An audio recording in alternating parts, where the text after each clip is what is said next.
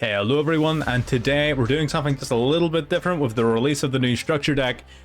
We're going to be playing a deck here comprised only of cards from the structure deck. That's right, 1500 gems will get you this deck, 3 copies of the structure deck, and nothing else, not a normal, rare, super rare, or ultra rare from anywhere but the structure deck. So this is going to be a whole bunch of fun. This is completely accessible for anybody, and it can only get better the more generic staple cards you get to build into the deck and on top of it. So this should be a whole lot of fun. Detailed deck profile towards the end, although I don't think you need it. We will cover it at the end though. So if you like what you're seeing, you want to see more, feel free to subscribe. We are absolutely killing it. At the time of recording, we're up to what, 86 subscribers or something like that. We are really on the climb. So thank you so much to everyone for watching.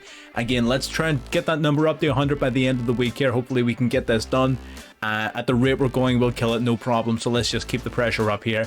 And if you want to see anything else, we will be covering a detailed version of this, an actual optimal version. But this one's just for a bit of fun, so it is. So let's get into game number 1. Alright, getting into game number 1 with our free-to-play Dragonmaid deck. Looking at this hand, you would think right away, yeah, not the greatest. It would have been fine if we had resolved our Parlor. But you know what? We didn't resolve Parlor, but we basically have 3... if you think of this as essentially a Sword Soul Blackout, it is just Blackout except dragons. Really cool. I actually think this is a really cool card, to be honest. So our opponent goes...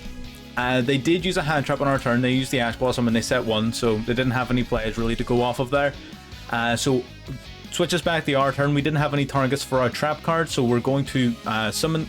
basically resolve all of our monsters. In the battle phase, we're going to get the big Kitchen Dragon from the graveyard. That's going to allow us to cycle back out the Parlor at the end of the battle phase to reuse its effects. So the Dragonmaids are really cool at this sort of bouncing and recycling and constantly reusing. Also, Stratos, that's sick. I didn't even know he was a thing before this game.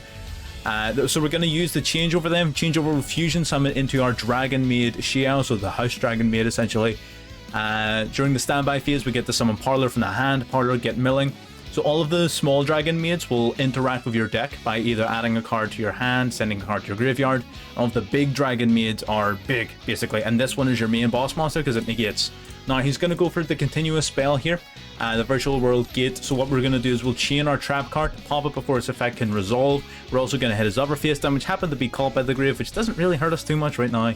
So that's great, 2 for the price of 1, getting rid of his cards.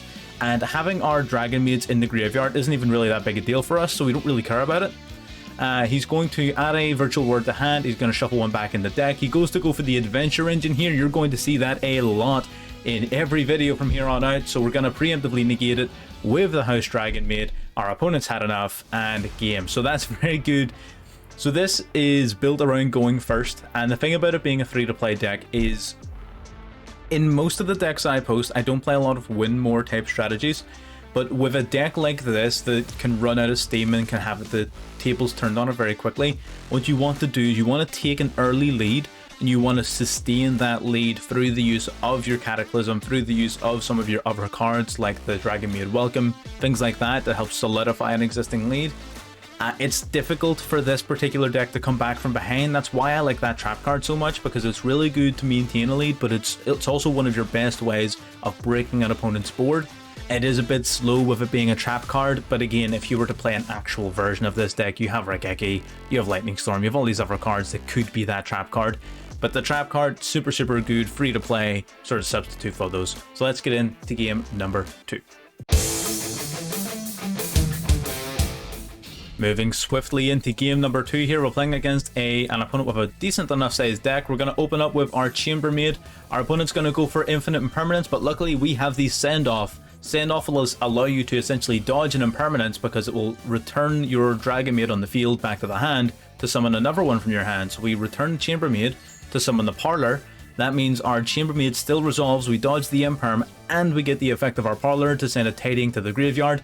With Tidying in the grave, we can banish it to summon the Chamber back to the field to allow us to link summon into our Hieratic Seal. We had a couple of different plays there. We could have potentially sent a big Dragonmaid monster to use our Dragon's Mirror to fusion summon, but this play I think is better because it'll essentially allow us to tribute the Hieratic Seal to bounce a card back, and then with the card that we summon, we can then bounce it back with the Tidying, and so we basically get the return 2. So we're going to preemptively use our Hieratic Spheres in response to his Purple Nightfall, because not only one does it bounce his Purple Nightfall back and nullify its effect, it also means that there's now no longer 2 cards in a single column for him to use his Mech Knights again. Now, unfortunately, we did summon the Chambermaid to that column. Small misplay from ourselves, but it doesn't matter considering we're using the Tidying to get bouncing. Now, the reason we bounced early there is if anyone who hasn't... Oh, actually, I'll need to bring it up in the duel log. If anyone who hasn't played against Crusadia, so the way Crusadia works is they begin their combo just through a link climb, basically, and they start at a link 1, so all they need is one Crusadia monster on the field to begin their link climb into the Mage dude, and then up into Regulus, and so on and so forth. So it's important, if you can prevent them from having a Crusadia on the field, it's best to do so. He's also playing Mech Knights. I haven't seen Mech Knights in forever. Really cool deck he's using. Mech Knights may see a slight resurgence here with the Adventure Engine coming out, but we'll have to wait and see. Nurse then summon out, will resummon the Chambermaid from the graveyard. Our Hospitality will summon the Parlor from the grave, which will get milling, and also mill a Wind Dragon to the deck. Now we can use our Dragonmaid, now that we have that big Dragonmaid in the graveyard, to summon out our house. And with the Welcome, all of our monsters are getting boosted up by 100 per Dragonmaid on the field. We have a lot of advantage now, and it will, if you control multiple Dragonmaids, return a Dragonmaid card back to your hand from the grave, so we get to recycle our Tidying. That's what it is a bit of a win more card, but when you're ahead, it really helps you solidify that lead. We have a negate, we have 2 bounces, so we're looking pretty good here. We also summon back our Chambermaid to get searching again, so we grab the Downtime, which might be helpful. I don't think I've ever actually used this card, but you know, in theory it's cool. We're going to stop him from again going into his link climb by tributing the Hieratic Seal to bounce early, and that stops his play. He realizes that we know what he's up to, and he calls it a game. So fair enough. Crusadia, a really cool matchup. I love the Crusadia deck. I don't know why I haven't played it yet. It's so cool. But if you know how to counter it, it's not that strong. So we knew exactly how to stop it. You just bounce their monsters before they can even go into the link 1, and generally the deck sort of falls apart. It doesn't have a lot of extension. The Crusadia monsters themselves don't extend very well if you don't have a link monster on board. So luckily he didn't have any additional summons he could have done to put a link monster out there. Otherwise we would have been boned. But yes, again, dead simple. Shows the control, shows the power. Again, all 100% free to play, so you'll love to see it. Let's get into game number 3.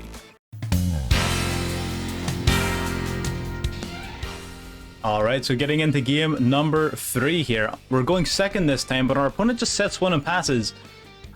You see a lot of decks sort of doing that at the minute. This is Platinum 1, and we are going up against a Diamond opponent.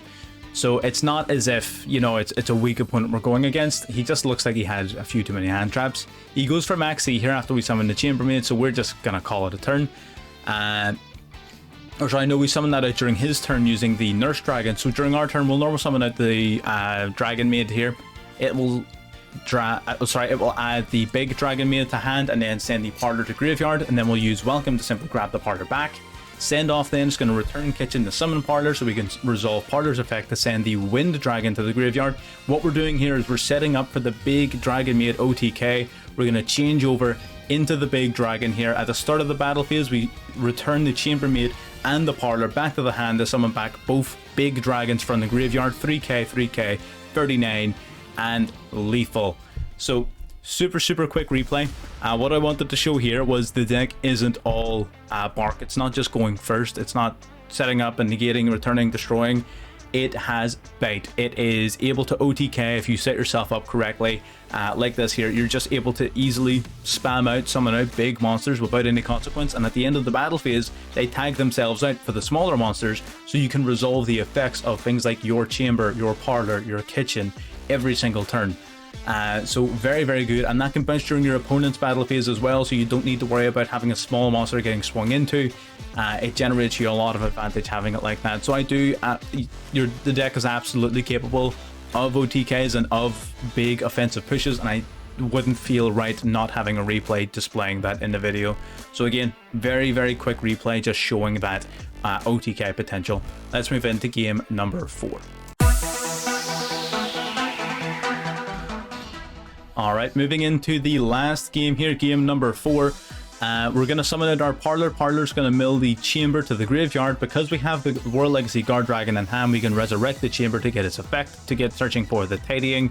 We're then going to link summon into the Hieratic Seal, set the Tidying, and as we also set the Welcoming as bait. This basically means that we have the ability to bounce 2 cards, which is pretty good. He's going to go for Dimension Shifter here, which is a slight problem. But not the biggest of deals, so that's fine. Pot of Duality here is going to grab Pot of Prosperity. If you see Pot of Duality, you know you are dealing with Floowandereeze in the current metagame. It is very, very quickly going to take over the meta as the most hated deck in the format. I already despise it. I'm going to need to get a profile up on it soon, because within the next 2 weeks, people are going to hate its guts and not want to watch it. So, absolutely, he's just going through his plays here. I wish I could describe these plays to you, like, in detail, but generally the way the Floowandereeze work is they do not special summon at all. You normal summon one, resolve its effects. Upon resolution, it will allow you to normal summon again, then normal summon again, so on and so forth. And the field spell basically means that for the first time you normal summon on your turn, your opponent then gets to normal summon from their hand. So this is one of the big boss monsters. While it's face up, all of our attack position special summon monsters cannot activate their effects. That essentially means our Hieratic Seal is useless so long as this guy is face up. So he's a real problem. He's just generating so much advantage, adding cards and cards and cards to his hand, sets free passes, and he does have this floodgate there. So this deck is going to become a real problem. We're going to go for Dragon Shrine. He's going to use the trap card here, Floowandereeze and the Dreaming Town is that. We went to send the Felgrand to the graveyard. However, at this stage I had forgotten Dimension Shifter was still live. I forgot it was 2 turns. I thought it was only 1. That's my bad. So our opponent is just adding cards, normal summoning, and he tribute summons out Razia here. Razia is going to get bouncing back to the deck. And then his Elegant is also going to activate. So before our dragon gets bounced, we're just going to use Tidying, return the Hieratic Seal back to the deck to return that penguin back to his hand, so we can actually use our effects. We can't be sitting here locked out of our effects all the time. We do need to make plays. So our Welcoming gets returned, but who cares? We're going to use the Nurse Dragonmaid. We normal summon it to resummon the Chambermaid from the graveyard. His field spell will kick in, allowing him to normal summon yet again. Our Chambermaid will get searching here for the Tidying. We're going to set the Tidying and link summon yet again into the Hieratic Seal. Now this time we know to use its effect early before he summons out that Emperor Penguin, otherwise it will be effectively useless. So we're just waiting on him making a play here. He goes for Dimension Shifter, so at this stage we decide that's when we're going to hit him with the Hieratic Seal. We're going to try and reduce his ability to OT Chaos here. We're going to target the Floowandereeze monster because when it's bounced off of the field, it will then be banished using its own effect, basically. We're going to resummon the Chambermaid then from the deck. Chambermaid will grab us a Changeover from the deck. We're going to use Tidying here to preemptively return Razia and the Chambermaid, because while it's face down, we can't really use the Tidying on it. So the field spell then is going to kick in and allow him to basically mill a monster to summon a monster.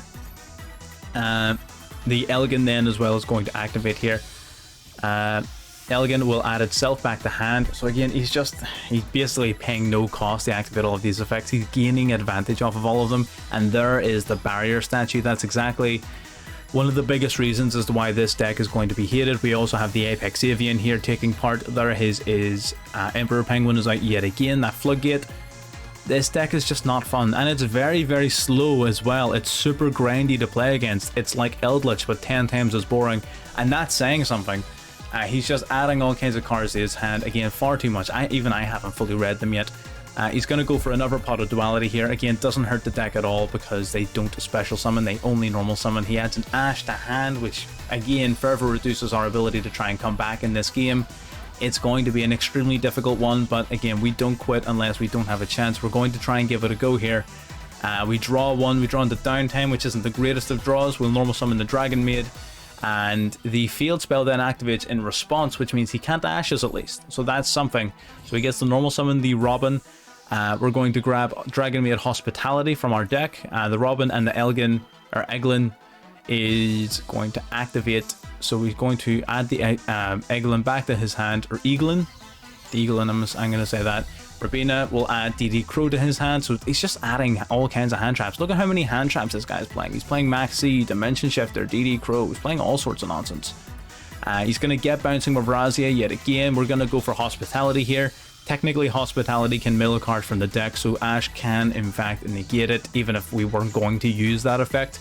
So we have no real choice. We're just going to set one pass. It's not looking good for us here. He has more than enough attack power on board for lethal. He's going to go for Dimension Shifter yet again. He is a little bit afraid of our face down, I guess. Either that or he's just flexing. I'm just going to fast forward through this bit here. You can see a little bit more of the Floowandereeze deck and why it's going to be so toxic in the metagame. He gets Banishing, he gets Summoning the Apex Avian, so he's an Omni Negate as well. Yeah, nothing we can possibly do there. So yeah, again, it's not invincible. Is it going to be able to keep up with a lot of the big decks in the metagame, of which Floowandereeze is undoubtedly going to be one? It cannot. I would say it cannot keep up with those, obviously the free-to-play version. But bear in mind, this deck is completely free to play. This is from the structure deck, 1500 gems, easily accessible for everyone. So you can take this deck and you can upgrade it in a fashion that will allow you to combat decks like this. So don't think for a second that, oh, Dragonmaids are useless. This deck is free to play. This is no generic hand traps, no staples, no extra engines, no anything. This is just pure from the structure deck. So you can absolutely modify it to beat decks like this. So with that being said, we're going to get into the deck profile. We'll talk about it in a little bit more detail and then we'll close it all off. So into the deck profile. Alright, coming back and looking at the deck. So again, our pool of cards is quite limited because it is just the structure deck. So what is the generalized idea behind what we're playing here?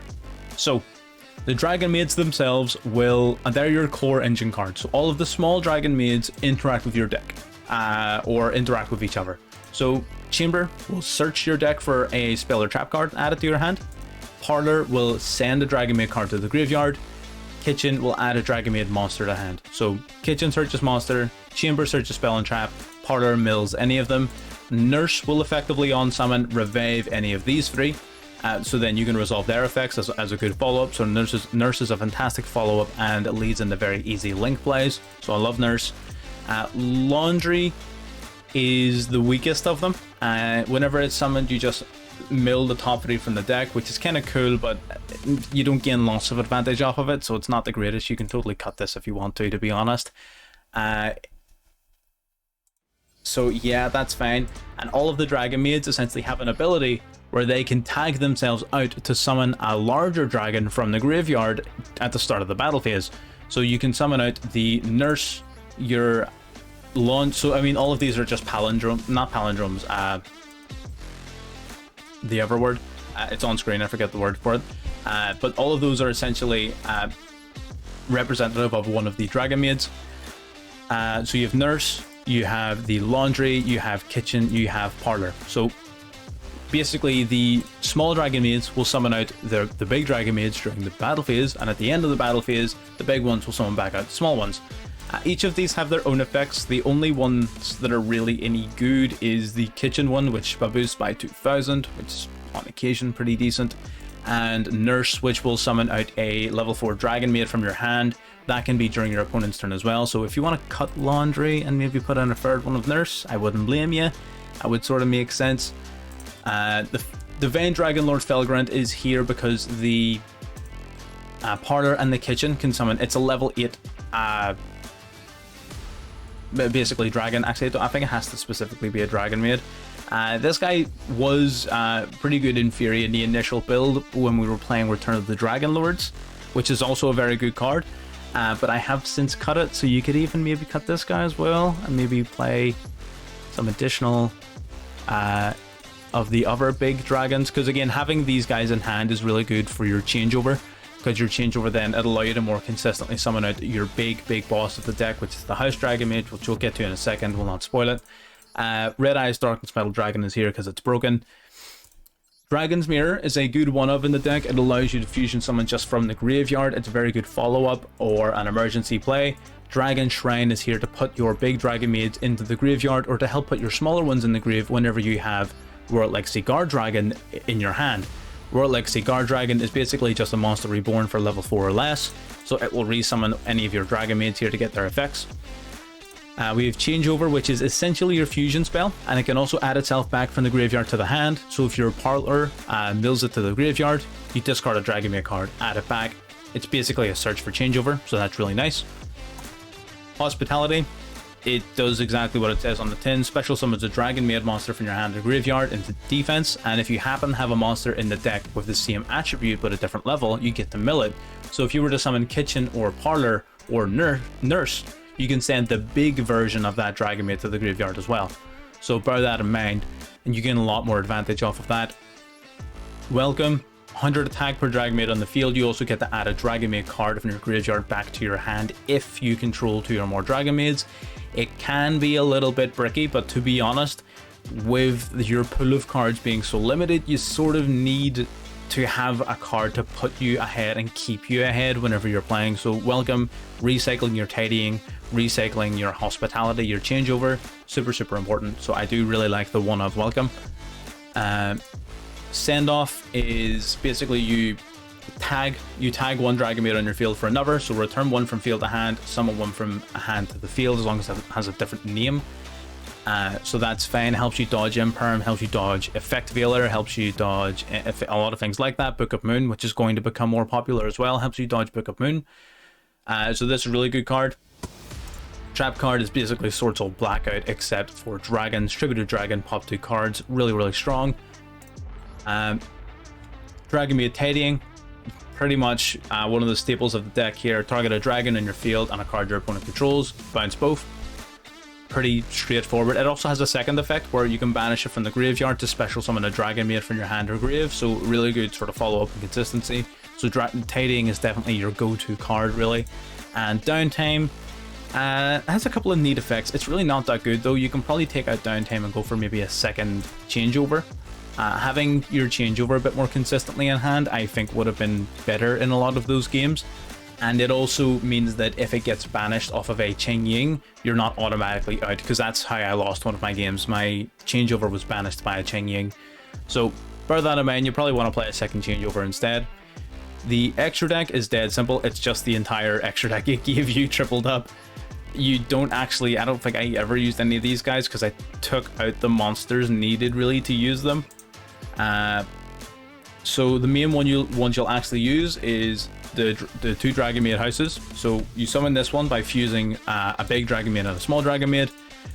It will negate by bouncing itself back to the extra deck and summoning the house. And the house is essentially just their 3k attack, and it can, every time one of your Dragonmaids are returned to hand by their own effects, then you get to pop a card, and that's not once per turn. So at the start of the battle phase, if you've got 1 or 2 or 3 Dragonmaids on the field and you can bounce them back to the hand to use their effects to summon the big Dragonmaid, that's you're popping 1, 2, and 3 cards. So it's a very good card at breaking boards, which follows up nicely with the negate then of the other dragon.